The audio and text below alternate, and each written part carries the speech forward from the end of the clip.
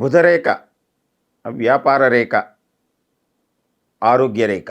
దీని గురించి మనం గత ఎపిసోడ్లో తెలుసుకున్నటువంటి విషయాల్ని మరికొంత విపులంగా ఇప్పుడు తెలుసుకుందాం. ఈ బుధరేఖ కొంతమంది చేతుల్లో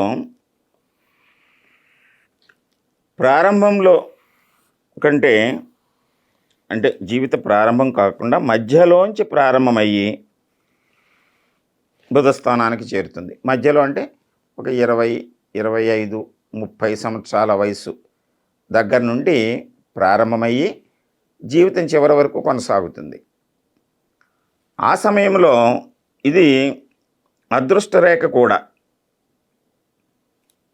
ఈ పై భాగంలో అంటే శిరోరేఖకి దిగువలో ప్రారంభమయ్యి శనిస్థానాన్ని చేరినప్పుడు ఈ వ్యక్తి బాల్యంలో వ్యాపారము, సంపద ఏమీ లేకపోయినా స్వయం కృషితోటి వ్యాపార సంస్థలను స్థాపించి సంపదను ప్రోగు చేసుకుని ఉన్నతమైనటువంటి స్థితికి వెళ్ళేటువంటి వ్యక్తిగా మనం వీరిని గుర్తించవచ్చు. కొంతమంది చేతుల్లో అదృష్టరేఖ స్పష్టంగా దిగువ నుంచి ఉండి ఈ బుధరేఖ దీన్ని చేర్చి అదృష్టరేఖలోంచే వచ్చిందన్నట్లు స్పష్టంగా బుధస్థానాన్ని చేరినటువంటి వ్యక్తి తన స్వీయ ప్రతిభతో వ్యాపారాన్ని ప్రారంభించి అంచెలంచెలుగా దాన్ని వృద్ధి చేసుకుంటూ అనేక మందిని తన సహచరులుగా ఆ వ్యాపారంలో భాగస్వామ్యులుగా చేరుస్తూ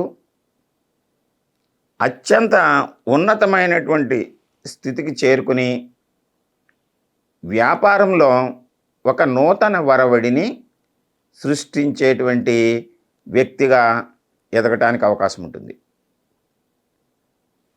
ఇదే సమయంలో ఇటువంటి లక్షణాలు ఉన్నటువంటి వ్యక్తి చేతిలో రవిరేఖ కూడా మనకు స్పష్టంగా ఉంటే అటువంటి వ్యక్తులు వ్యాపార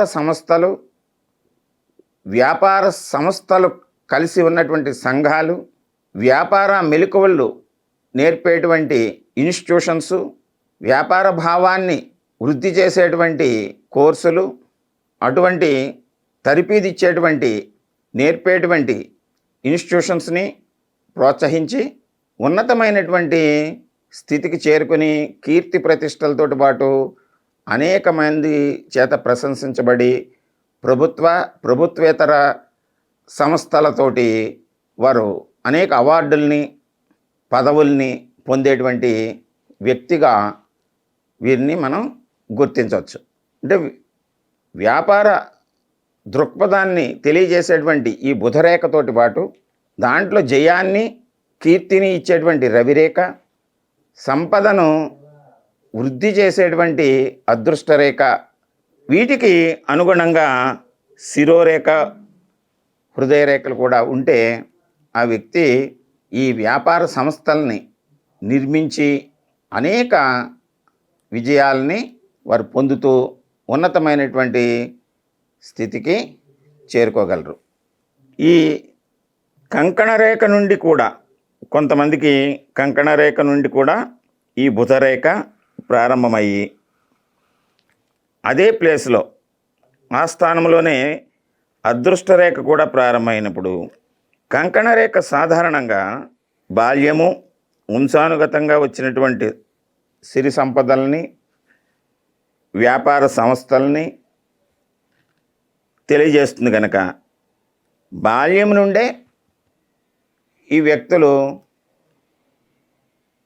వ్యాపార సంస్థలకు అధిపతులుగా ఉన్నటువంటి కుటుంబాల్లో జన్మించి తన స్వీయ ప్రతిభను దాంట్లో జోడించి ఉన్నతమైనటువంటి స్థితికి చేరుతూ అనేక మందికి ఉపాధి అవకాశాలని కల్పిస్తూ వివిధ రంగాలలో, వివిధ ప్రదేశాలలో, వివిధ దేశాలలో విస్తరిస్తూ, ఈ వ్యాపార సంస్థలను విస్తరిస్తూ ఉన్నతమైనటువంటి స్థితికి చేరుకుంటూ ఉంటారు.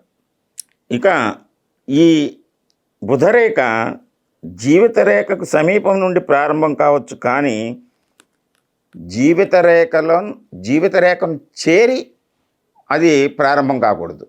ఇది ఒక వ్యతిరేకమైనటువంటి గుర్తు. దాని గురించి మనం తదుపరి ఎపిసోడ్లో తెలుసుకుందాము. ఈ వ్యాపార రేఖ, దీన్నే మనం ఆరోగ్య రేఖ అని కూడా అంటున్నాం కనుక ఆరోగ్యంలో వచ్చేటువంటి మార్పుల గురించి తదుపరి ఎపిసోడ్లో తెలుసుకుందాము.